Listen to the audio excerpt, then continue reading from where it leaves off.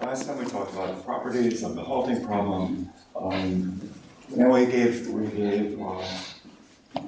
halting problem is a machine formulated set, the set of programs that converge, so that the eth program converges on input m, or the eth program converges on input e.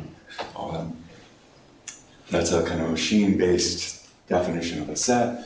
We showed that the set of existential statements true in the natural numbers, that there exist natural numbers that have some property that can be expressed by a bounded formula. That's recursively isomorphic. There's a computable permutation of the natural numbers, which maps one of these sets to the other. So from the point of view of information that's contained in the set, they're equivalent. So when we talk about the halting problem, we're going to use whichever representation of that information is convenient for the moment. They are essentially the same set, except the presentation has changed, but the way that the presentation is changed is completely algorithmic. Okay, if you can define this, look at this second definition, the set of existential sentences true in the natural numbers. We could take the natural numbers and augment it, right, with a predicate or a set. And then we could look at what existential statements are true in that structure. So just like if you have a sequence of rational numbers, you could define a Cauchy sequence. Or you could try to find a Cauchy sequence. You don't need to know that the original sequence is computable. The notion of a Cauchy subsequence makes sense. And you don't need that the program just runs all by itself in a self-contained environment. You can look at existential properties that are evaluated relative to a set A. And that's what A prime is. A prime is a set of signal and sentences true in the natural numbers augmented by a unitary predicate for A. You could also view that as the halting problem for computations which get to access A as data. Those things are similarly recursive. Okay, now A could be the halting problem. In which case, the set that you're looking at is the jump of the halting problem. It's the second jump of the empty set, and so on. Okay, so we have an operation that takes A to the complete sigma 1 theory of A, the complete existential theory of A. And that operation, which is indicated by this prime, has this nice property: if A can compute B, then A prime can compute B prime. Because any existential statement about B can be viewed as an existential statement about A. There exists a way to compute enough of B from A to verify that the existential statement is true. A can simulate data about B. Okay, so those are basic facts about the halting problem and its relativization. Okay, now, there's this nice theorem of Post, right? That the operation of taking the jump parameterizes first order definability in arithmetic. It's supposed to prove the following are equivalent. X is computably enumerable relative to 0, the nth jump, 0 to the n, or X is sigma 0 n plus 1. So the operation of, this is not particularly deep, right? How do you generate the language of first order arithmetic? Well, you have some kind of atomic, I'll use bounded at the bottom, some bounded formulas, right? Or even quantifier-free formulas. And then you generate the language by prepending. You can think of things in pre-next normal form, which we already talked about. You put quantifiers in front. There exists for all something, which involves just the relations of the structure. Well, that alternation of quantifiers, right, is each additional layer of quantification is another application of the jump. The jump is telling you how to evaluate a single first order quantifier. And so 2 jumps will tell you how to evaluate 2 quantifiers. So that's the content of this theorem. Okay, so what kind of, and a set is computable if and only if it and its complement are sigma 1. A set is computable relative to 0 to the n, if and only if it and its complement are sigma 0 n. Okay, so some examples. Suppose you have a total computable function. Then to evaluate that function as something, once it's a computable function, to evaluate the function as something that's computable. You can compute it. If the thing has a value, you run the program, and that's the value. To take the limit, if it exists, to evaluate the limit when it exists, right, that's one jump. Because you have to look to see that you have this function, its values are fluctuating, and eventually they stabilize. The limit exists. How do you evaluate? What do you have to do? Well, you have to find the point after which there does not exist another change in the value of this function as you increase y. That's an instance of the halting problem. The function does not, the approximation doesn't change ever again. These are discrete functions. We're in the natural numbers. Right, to have a limit, you have to stabilize. Okay, so to see that I've reached the point where this is y goes to infinity, this is stabilized, means it doesn't change again. Changing again is an instance of the halting problem. Okay, so one jump gets you to evaluate limits. The lim inf.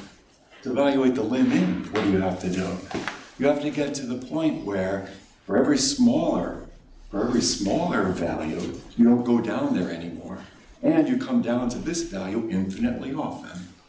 Infinitely often is 2 quantifiers. And so the things that the sort of familiar things that you evaluate in the course of normal mathematical discourse, they sort of appear at different levels of the arithmetic hierarchy. And the jump is summarizing, right, what kind of means you need to employ to evaluate these functions. Are you thinking of the g as being valued in rational numbers? No, I'm in the integers. Oh, okay. So Yeah, still... Yes, because I don't, yeah. Right. In the rationals, you would have to, well, I'd have to think about it again. I don't want to just say it. But I think, okay, so I'm thinking this I'm talking about in the integers. All right, so that's the post-hierarchy theory. Yeah, now, this process that we use to relativize, computable can be relativized to computable from data. Right? Sigma n can be relativized to sigma 0 n relative to data. What kind of other things can we do with this notion of relativization? And so if you have something like a statement, phi of n a, so you could think of it, so it's, say in the context of definability in the natural numbers. So you can think of phi of na in 2 ways. Right?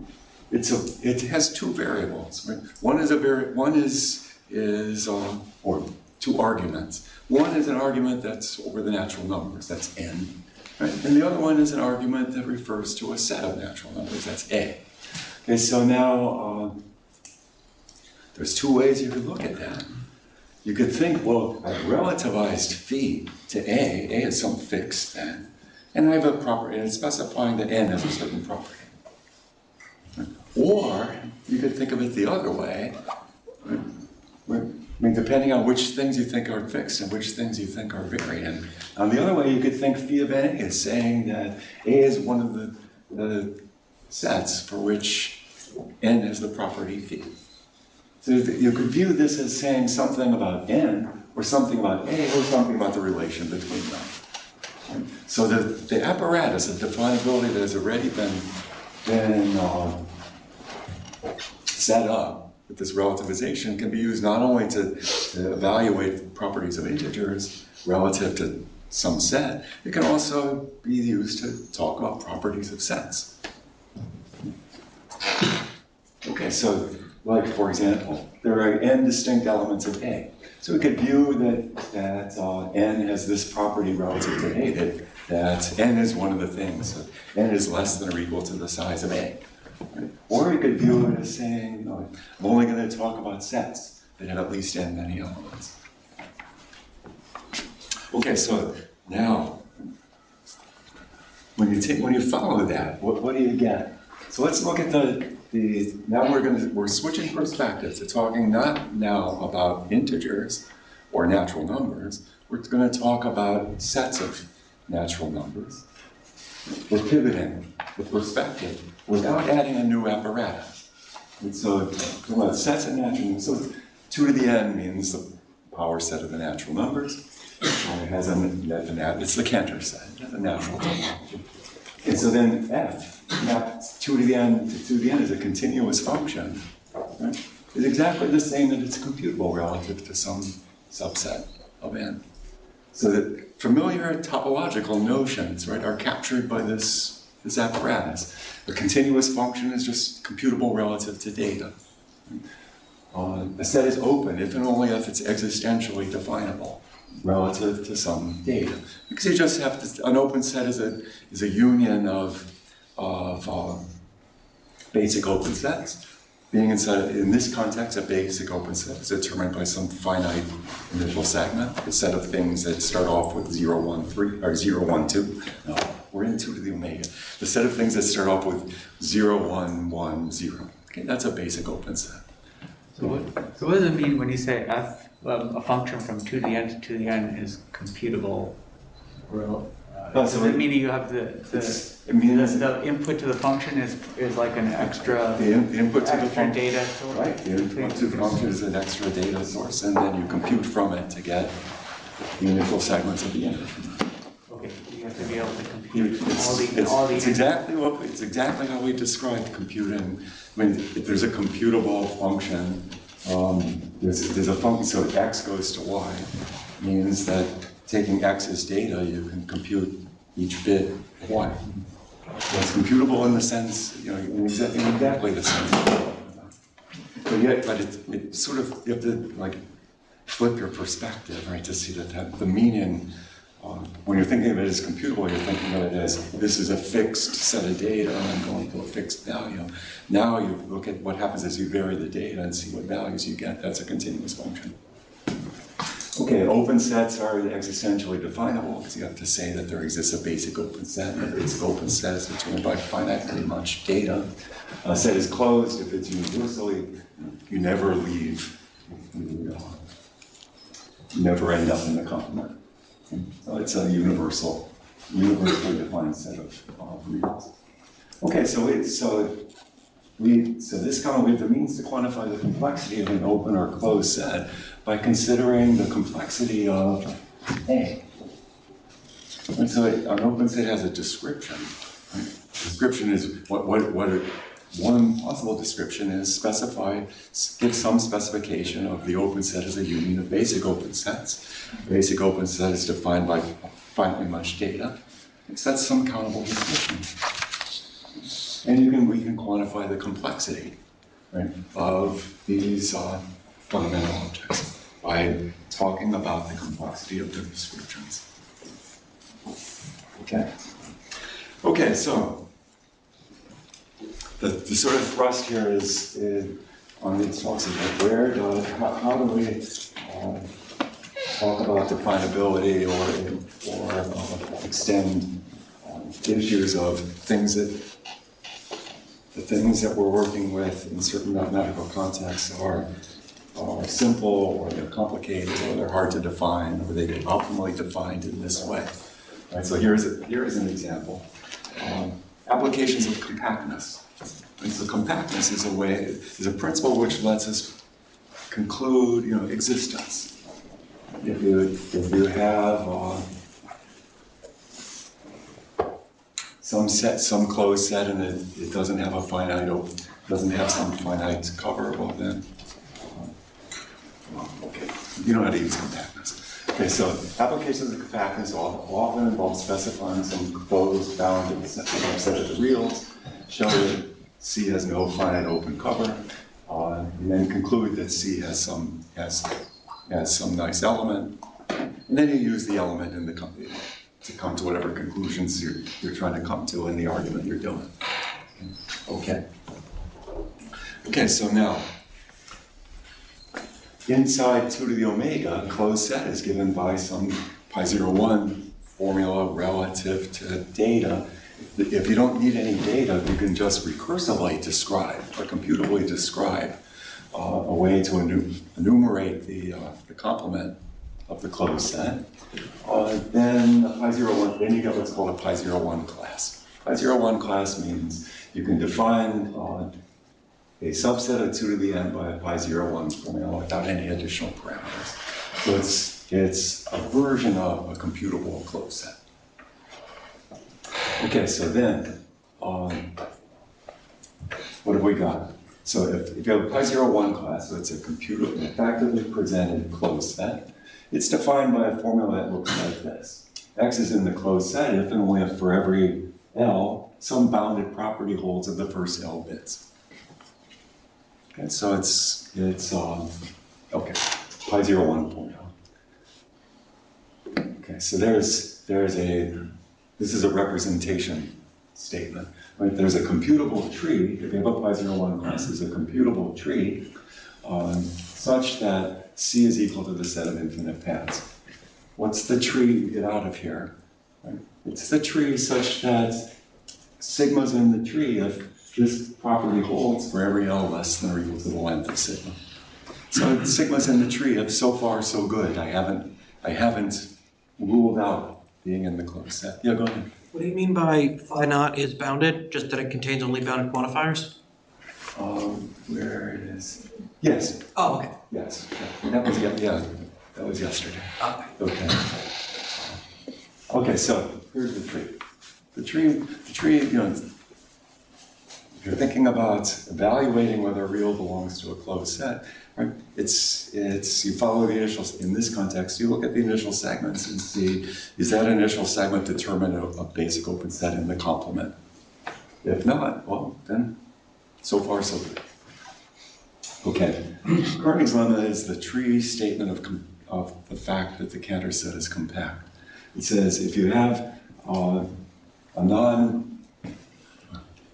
a non-empty closed set, this tree representation gives you something that's not empty if and only if the tree is infinite. Okay, so that's Kearney's lemma. How would you prove it? Well, it's a tree on. I'll give you the usual proof. You have a tree that's it's a binary branching tree. It's infinite. I want to find a path. So how are we going to decide the first bit? Well, the tree's infinite. It can't be finite above. There's only two choices. Right? You either go through 0 or go through 1. The tree's infinite. One of those two choices has infinitely many elements of the tree above it. Okay. So if that's choose 0 if the tree above 0 is infinite, and choose 1 otherwise. Okay. And now repeat. Okay. So that's the usual proof of Kearney's lemma. Okay.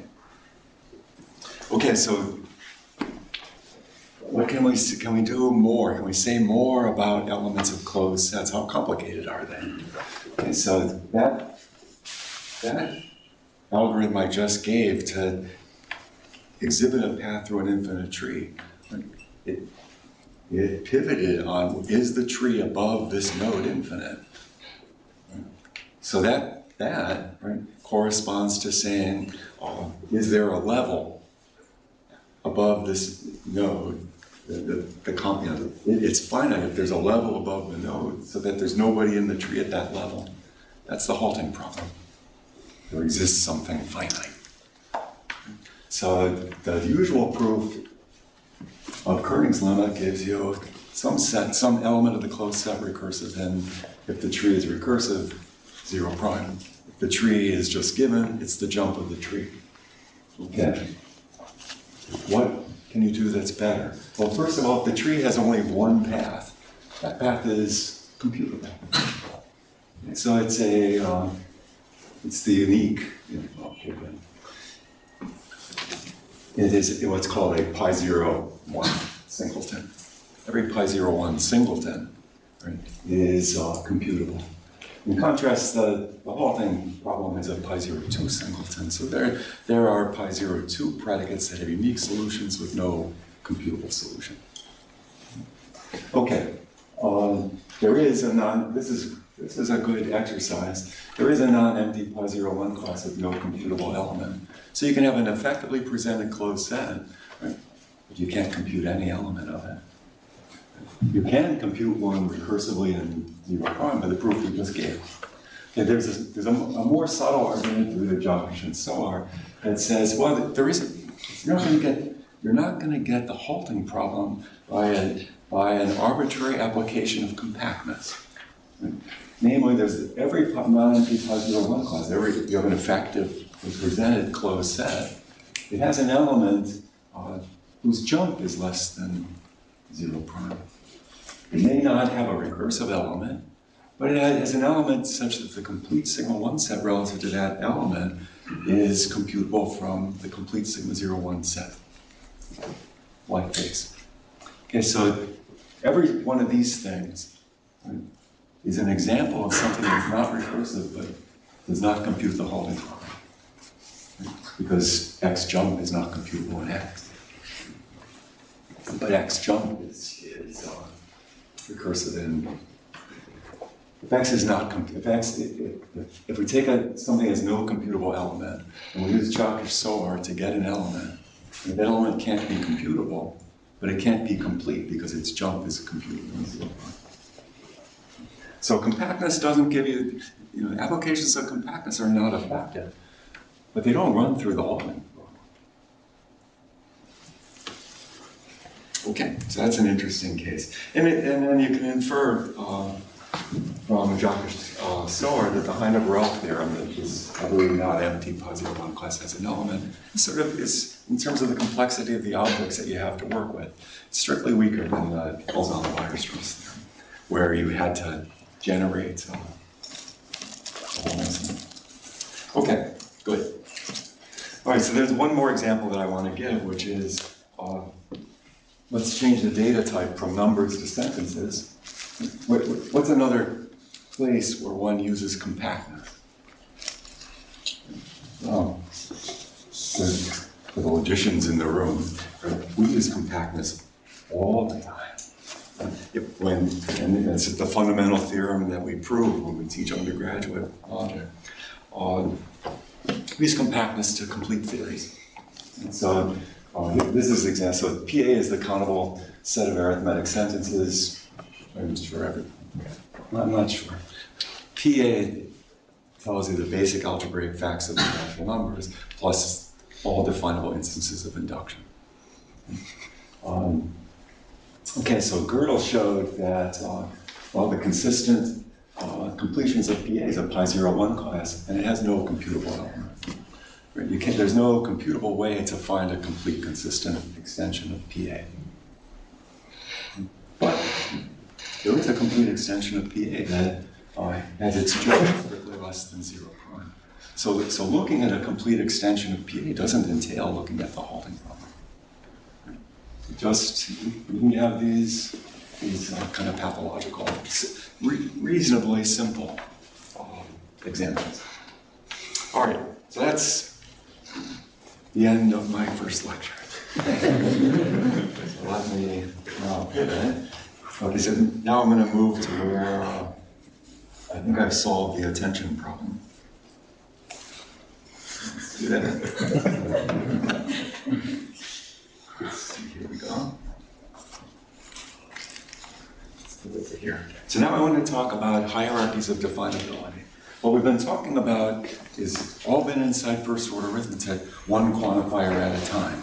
The complete existential, the complete theory of exists for all sentences, exists for all exist sentences, and so on.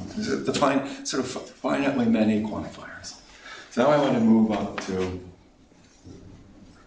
there are phenomena, right, that cannot be defined in first order arithmetic, strange as it may seem. Let's see. So going past finite, right, in this sort of study. Have you seen it before? Have you seen anything, right, where you had to go past finite definability in arithmetic? Well, yes. Yes, you have. Right? And this is a canonical example. And so this basic measure theory. So sigma algebra is a collect. So it's built into the definition that we're going to transcend finite. And a sigma algebra is a collection of subsets in a topological space, which contains both the empty set and the whole space, closed under countable unions and complements. That's a sigma algebra. So it's built in. It's built in right there in the word countable, right? That this kind of closure transcends finite. There's some kind of infinitary closure here. Okay, so the Borel sigma algebra is the smallest sigma algebra that includes all the open sets. That definition of the Borel algebra, in what language is that definition formulated? Well, we're quantifying over all sigma. If we think of it for space we're just looking at, the Cantor set, we're quantifying over all sigma algebras on that set. That's not a quantifier over natural numbers. It's not a quantifier over sets of natural numbers. It's a quantifier over sets of natural numbers. That's a big quantifier. Okay, it's a definition. Okay, and an element of the Borel sigma algebra is called a Borel set. I don't know of any process, unlike the other things we've talked about, I don't know of any process called Borelization, but maybe we can think of one.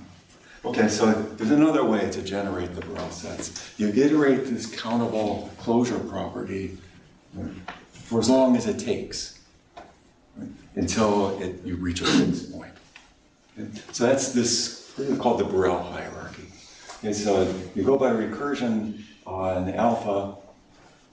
Alpha is a countable ordinal. Set is sigma 0. Now, this is a little subtle. A set is sigma 0, 1. I even have a misprint. There's a difference between that sigma and this sigma. One is boldface and the other is lightface. Luckily, that's there, though it should be boldface. That means you allow real parameters. So set of sigma 0, 1, if it's open, that means open, remember, is existentially definable relative to some data, some real parameter. Sigma 0, 1 if it's open, pi 0, 1 if it's closed. It's sigma 0 alpha if it's a countable union of sets that are pi 0 beta for some data less than alpha. So it's a union of things you've got. At step alpha, you have all the stuff you've got so far. You can take a union of things that you've got so far. And pi 0 alpha if it's complement of sigma 0 alpha. Or equivalently, it's a countable intersection of sets that you've had so far. Okay. And then if you run this recursion up to the first uncountable ordinal, you get a fixed point. Because omega 1 is regular. Okay, so now, and then there's a theorem. For every countable alpha, there is a sigma 0 alpha set, which is universal among sigma 0 alpha sets. Hence, it's not pi 0 alpha. It's a diagonal argument. It's a diagonal argument just like all the other diagonal arguments. It's just like the provability that the Halting problem is not computable. Just like, for every countable set, for every countable collection of sets, there is a set that's not included in that countable collection. Right, so the proof that the Borel hierarchy is a problem, that it doesn't close off at any countable level, right, is a diagonal argument. And the diagonal argument involves exhibiting a universal set. And what do you need in order to run a diagonal argument? You need to know that the sets that you're talking about are on the same level as the elements, the potential elements of those sets. Like I want to know the eth program evaluated in argument E. I want to know the x, where x is a real, the xth Borel set, right, evaluated argument x. But a Borel set is characterized by countably much information. Like when alpha is countable, I just have to know that there were countably many operations to get to alpha. Because alpha is countable. Each operation was a countable union or countable intersection. And so I have to know, what did I do to get my Borel set at level alpha? Well, there's countably many things that I did, and each one has a countable description. That's countable. So it's possible to flatten the curve. You have a countable description of a set and the countable thing itself. And you can ask whether the description belongs to the set it describes. Okay, so that's the same sort of diagonal argument as we talked about previously. Okay, so a diagonal argument shows the Borel hierarchy is proper at all countable levels. That doesn't mean that there ain't anything interesting is happening at those levels.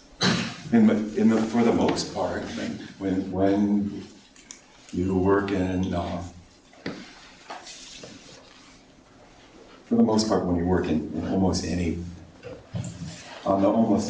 mathematically, you're not worried about more than 3 or 4 combinations of quantifiers. Like it's your eyes start to bug out. Like when you start to like 6 or 7 quantity, for all there exists. No, you don't do that. Instead, you define things like limit, right? So now you don't have to keep track of those quantifiers, right? And now you're just doing a couple quantifiers over the limit. There's limits to what you can do. So like, for example, is there anything that happens with sets that won't appear until sigma 1729? I don't know. It's a natural sort of question. So why choose this number? What's that? Why This is a, That's a number. this is a famous number. Oh, Is that the taxi cab number? It's all 2 cubes? Oh, yeah. It's the Roman numeral number. That's why. You know what? I was trying to make myself look smart. I chose it and didn't mention that because I wanted everybody to know I'm on the inside of that joke. But to tell you that to be like full disclosure, I knew the existence of this taxi cab number, but I had to look up what its value was. Okay, so, all right, now, those are the Borel sets. Analytic sets. Analytic sets are defined in this way. This is the intrusion of quantification over infinite. Quantification over infinite objects. And so the set is analytic if any of these things happen. These are all equivalent properties. It's the continuous image of a separable, completely metrizable topological space. It's empty, or it's a continuous image of bare space. And this is the one that works for me. It's the projection on the second coordinate of a closed subset of 2 to the n. We're working inside 2 to the n. A closed subset of 2 to the n across n to the n. Does completely metroizable mean that you can give it a metric for which it's complete? With respect to That's right. It's complete. Okay. Right. Yeah, so this one seems concrete to me. You have a closed set, it's something that looks like the plane, and you just project out onto one coordinate. Yes, that's an analytic set. And that, and then this representation gives us a syntactic form. A is definable by a formula of this sort. There exists y in bare space such that phi of xy, where phi is pi 0. That's an analytic set. Okay. And finally, we see why we've been carrying this exponent around in all this syntactic classification, sigma 1, 1. The existential quantifier over reals, and there's one existential quantifier. So there exists a real, into the end I'm thinking that's a real. There exists a real such that x is in the set if there exists a real such that xy has some pi 0 1 property. Well, xy is in a closed set. Okay. There is an analytic set which is universal among analytic sets. right? And hence not co-analytic.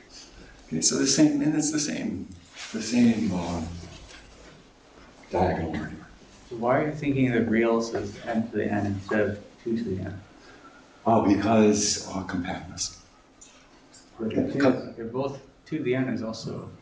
Yeah, 2 to the n is compact, n to the n is so not compact. you're saying both of them are real. Yeah, I'm using the word real just to describe infinite. Something that's countable much infinite is countably much information to work it out. But for this form of the definition to be equivalent to the others, you can't put a compact space there. Yeah, I don't know if that was your question, but anyway, I'm using reals for both 2 to the n and n to the n. And also for the real reals. Well, eventually we're going to see the real reals, the topological real. Okay, so now,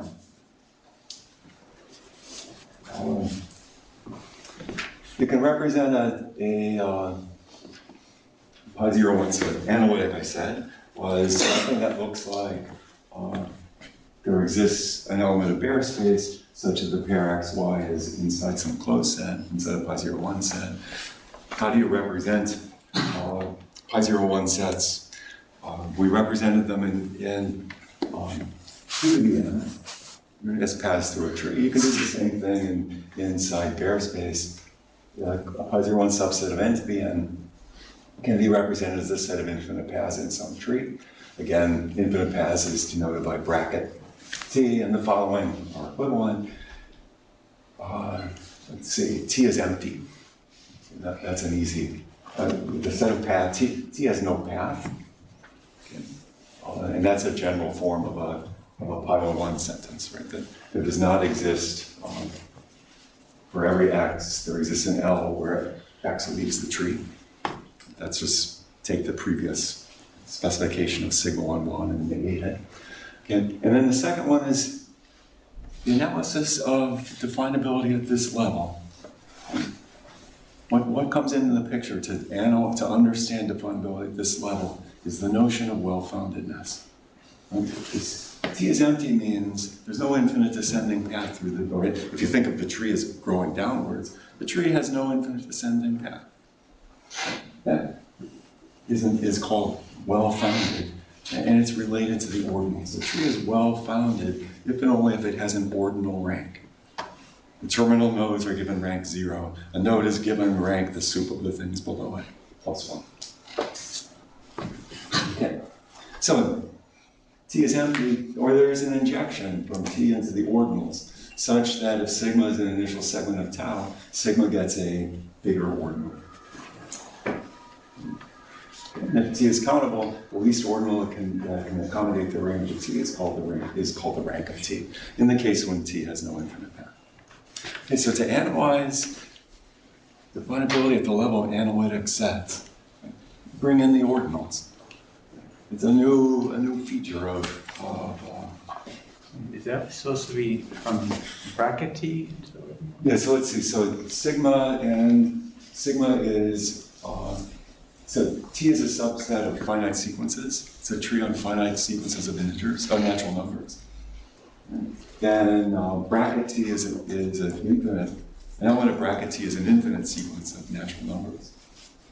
Right? And T, there is no infinite sequence of natural numbers so T has no path. Right? There is no infinite sequence, means every potential path eventually leads to T. I'm just confused about what sigma and tau are. Sigma and tau are finite sequences of natural numbers. So T is a set of finite sequences. Oh, I see. Oh, okay, so sigma and tau. Okay. Yeah, I see. Okay, I see. It's okay. Now I see. Let me just draw a picture here. So you could have this T.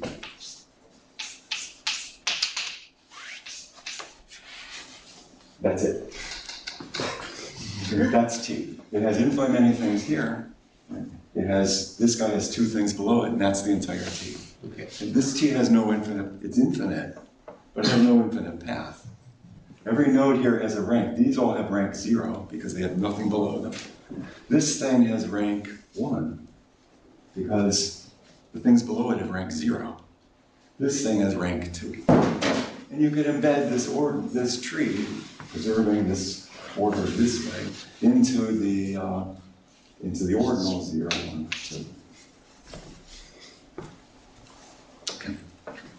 All right, so ordinals come in the analysis of satisfaction here.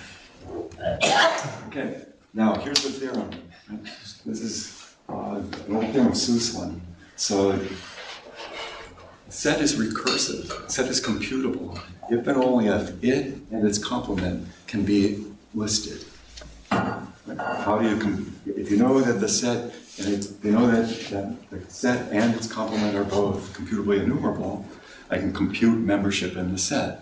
Like, given a number, start to list the set and start to list its complement, and that number is going to show up in one of those two, because the union of a set and its complement is sets of natural numbers. Every number is either in the set or in its complement. So eventually you're going to find out what's true, and then you computed the answer. Okay. A similar thing is holding here. A set is Borel, if and only if it's analytic and co-analytic. How do you, to just give you the sense of being in, so it's analytic and co-analytic. That means that complement is a co-analytic set.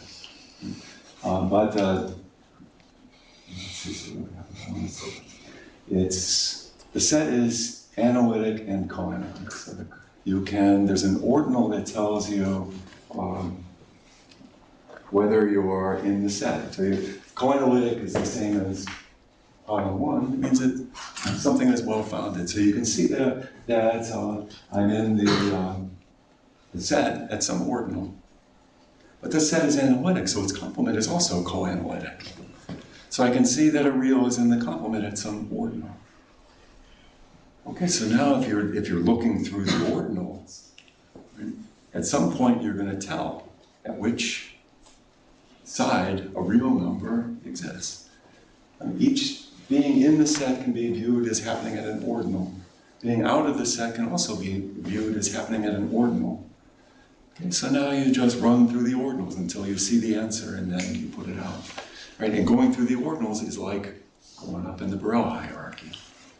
Right? And you need to know that if a set has this property, there is an ordinal which is sufficient for all of those kinds of inspections.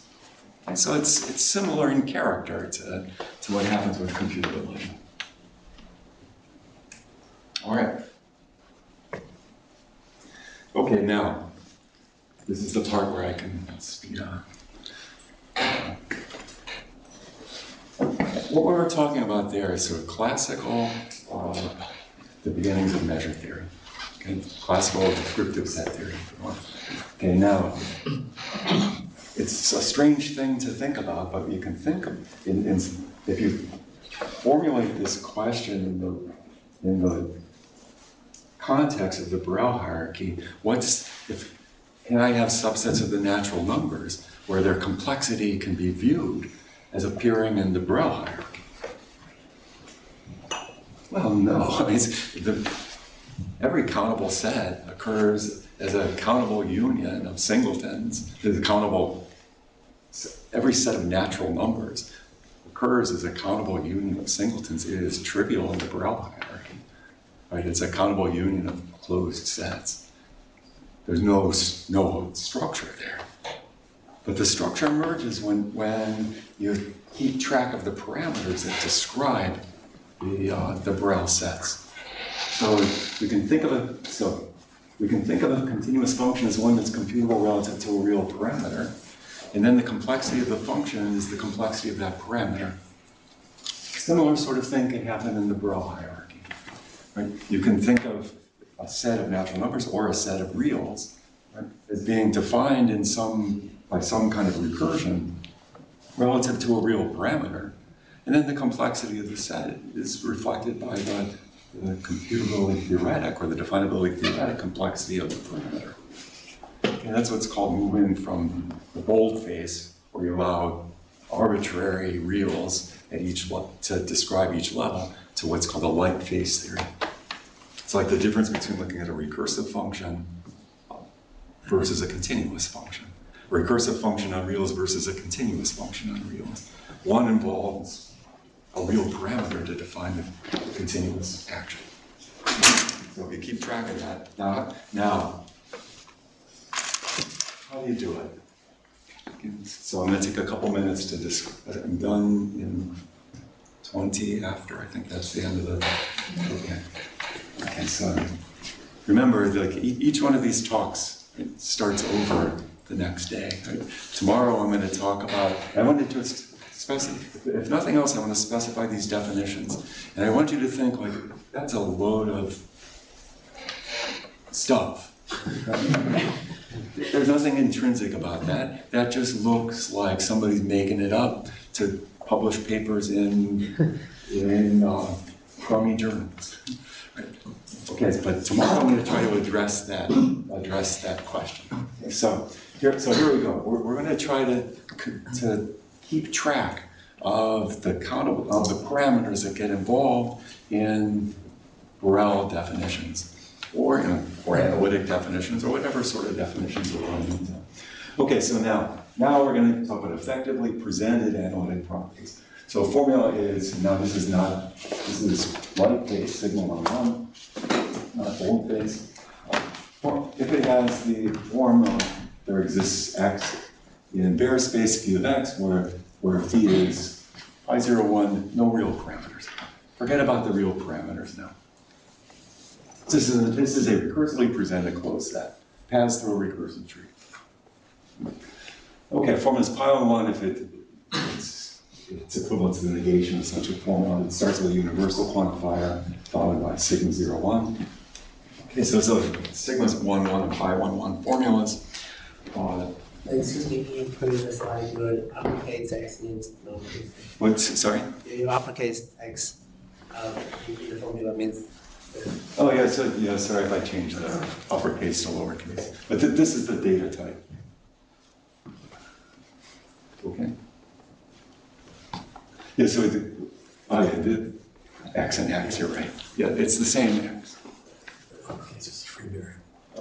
Well, that's what I get for preparing the slides. It's impossible to have perfect slides. Okay, but yes, it's uppercase. This x is the same as that x. Well, it's not actually the same, but it's supposed to be the same. Okay. All right. So now the analysis of the delta 1-1 sets that are analytic and co-analytic. Those were the Borel sets, and there was a hierarchy to analyze the Borel sets. To what extent does that theorem apply when we talk about things that are effectively presented? So first you have to, this is the part where I want you to temporarily suspend disbelief, but wait to be convinced somehow, or possibly convinced tomorrow. Okay, so we need to talk about ordinals. The Borel hierarchy is built on some kind of ordinal ring. We need some way to talk about effective ordinals. If we're going to eliminate all the parameters involved, we have to eliminate talking about ordinals themselves. So we have to talk about representations of ordinals. Okay, so Martin Davis did that in the 1950s. And it was in his PhD thesis, and so the arithmetic hierarchy had been well established, and then he had a kind of battle cry. On to the transfinite! Exclamation point. So this is the same Davis, by the way, that is in the Majasevich. Okay, so on to the transfinite. So how do you do it?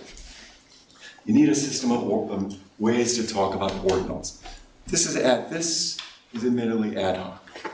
So we need some way to talk about taking the success. How are the ordinals? What are the ordinals? Well, there's 0, 1, 2, 3, and then omega is the set of finite ordinals, and then there's the next ordinal after omega, and then there's the limit of the finite successors of omega, and that's omega plus omega, and then there's omega plus omega plus omega, and then there's omega, do that omega many times. They just, they go on, and they never stop.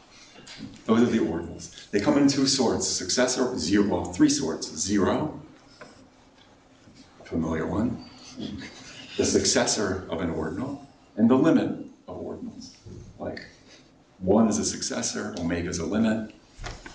Omega 1, the least uncountable ordinal, is a limit, and so on. Okay, so a systematic way to represent ordinals. That's what this script is. Okay, 0 denotes the ordinal 0. 2 to the n, if n denotes an ordinal, 2 to the n denotes its successor.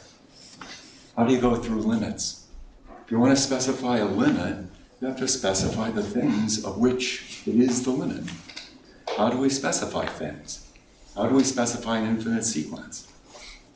We'll specify a way to compute it. Okay, so we know how to do successors. If phi e is an increasing computable function from the natural numbers to put in there, natural numbers to representations for ordinals, then 3 times 5 to the e denotes the limit of the ordinals that are denoted by the values of phi e. Okay, so if you want to specify a limit, you have to say it's the limit of this sequence. Right? And how do you specify a sequence? You compute it. So what's the name for the limit of a computable sequence? Well, you just want some way to talk about it's a limit, that's the 3 times 5, which is not going to be of the form 2 to the n. Easy lemma. And then you put e up in the exponent. And why don't you just use 3 to the e? Well, because you had other uses for the notations and you wanted to elaborate, you wanted to have extra flexibility somehow. So, and it hangs around it for historical tribute, I suppose. Okay, so you have a bunch of numbers, and those numbers can be interpreted as designating ordinals. So is O, should I think of O as being the set of natural numbers that arise from all of these It's right. constructions? It's O is the set of numbers that arise in this recursion. So okay, so when you're choosing a phi sub e, you're only allowed to use, I mean the range of the phi sub e has to be only previously defined. Yeah, so if you want to, I'm just wondering if it's circular. Well, let me get to that. I'll get to some twist on this later. But you can generate the elements of O by starting off with 0, and then that's rank 0, and then you can say, well, 2 is in, 1 is in, 2 to the 0, and then 2 is in, and 4 is in. And then now you've got all the finite ones, and then you can see, well, if this phi of e, is it increasing among that sequence? And if so, then it's in at level omega, and so on. And that gives you a way to generate O. But O is a complicated... I guess, okay, so in the end, it won't be... Okay, it's not circular. It's not circular, it has to stop some... I mean, there's only kind of you can't grow for, okay. Can't grow forever, because there's only kind of a computable function. Yeah, go ahead. So we have, here we just need that the limit of the ordinal denoted by phi of e eventually becomes, like, we could have phi of e take the values that are notations for 1, 3, 5, 7, etc., skipping all the even numbers, and that would still be a notation for omega? That's fine. At omega, there's nothing unique about the ordinal notations once you get above the finite ordinal.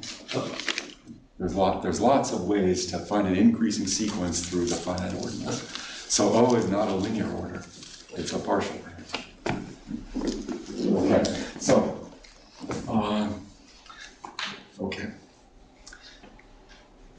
And then you can define an ordering on O, namely, 2 to the n is bigger than n, 3 times 5 to the e is bigger than all the phi e of n, and so on. And so it looks like, it goes up like this, and then there's lots of points at omega, but each one of those points is only above the finite things, and then all their successors, and then a big branch at the next limit. And each one of these guys is only above the things that were used in its recursive generation. So below any point, it's a well ordering. All right, so now, The ordinals represented in O are exactly the ordinals of computable well-orderings. And you can even, given a computable well-ordering, see how to embed it into O. The supremum is denoted omega 1 CK. C stands for church and K stands for planing. And it's the smallest ordinal that is not represented by a recursive level, omega 1 CK. Okay, so it's a sort of natural, you have to choose some way to represent ordinals. This is a reasonable way to do it. Reason, it works. So the greater than or equal to sub O, that just telling you which ordinals are Which among notations. these computable ordinals, which ones are Yeah, are initial segments. Right, it's telling you which notations for ordinals. So I have a notation for an ordinal, okay. and I have notations for all the ordinals below. Yeah. And less than or O tells you, this is a note, I represented this ordinal this way, and I used the representations of the smaller ordinals in those ways. So it's a way to get and the set of things that are less than or equal to OM is a computably enumerable set. Oh, but some ordinals are represented in many ways. Correct. And so, so the ordering is not taking into account all of the. Yeah, that's right. No, it's a partial order, not a linear It's a order. partial, the It's a greater than partial. equal to. It sort of looks like Okay, so it's weaker than the actual. it sort of looks like this. Here are the finite ones, and then there's lots of omega, because there's lots of computable increasing functions through here. And then there's those, and then there's lots that are here. But this guy only has in less than O. That's less than O, this guy. Yeah, okay. Okay, and the set of notations that are less than O, the set of notations that are less than O, this guy is computably enumerable or uniformly in this notation. Because each thing sort of knows where it came from. 3 times 5 to the E knows, well, I'm going to compute VE. So you can compute all those things, and then you can start to enumerate what's below them. 2 to the N knows it came from N. So you can keep working your way through. Okay, so elements of O support jump hierarchies. What's the jump hierarchy? At 0, start with the empty set. If you are a successor ordinal, notation for a successor ordinal, associates with that ordinal the jump of what was associated at its predecessor. So 1, the notation 1, which is 2 to the 0, will have associated with it halting problem. 2 to the 1 will have associated with it the jump of the halting problem. 2 to the 2 will have associated with it the jump of the halting problem. If I have, what happens up at a notation for omega, well, you take I have E is telling me an increasing sequence, and I have associated with each one of these smaller ordinals an element of the jump hierarchy. So just take which one? Take the set of N, E, take the set of N, M, such that M belongs to H of V of N. You have a way to talk about an increasing sequence, so just glue together the sets that were associated with the elements of that sequence. So that's a jump hierarchy. Give me just an extra minute here, and here's the definition. A set is hyperarithmetic if and only if it's computable in some element of this jump hierarchy. And the jump hierarchy is unique by recursion on the ordinal rank. Okay, so a hyperarithmetic set is a set which can be computed by some effectively presented transfinite iteration of the jump. That's by fitting the theorem, which I want to get to. Oh, great. Okay, well, see you tomorrow.